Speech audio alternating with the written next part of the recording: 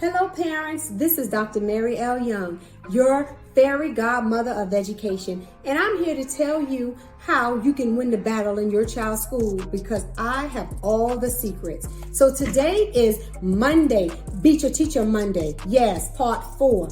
Beat your teacher when it comes down to helping them to understand the strategies that your child needs to learn. Yes, you know your child. You know how your child, number one, learns, and we've spoken about that at another time. But in addition to knowing how your child learns, you also know strategies that that teacher can use in the classroom to ensure that they're able to meet the needs of your child. One, by telling them. So if your child is quiet, tell the teacher, please, if you want my child to participate in class, call their name, encourage them to participate in class. In addition to teaching your child's teacher, the other thing your child's teacher to know is if there's anything that's going on in your family life, you've had a death in your family and your child is bothered by that, make sure you include your child's teacher in that because they need to know. Don't be alarmed if the child appears sad or their child appears to be depressed. Take the time to understand the child, send them to the guidance counselor, but don't be alarmed because you think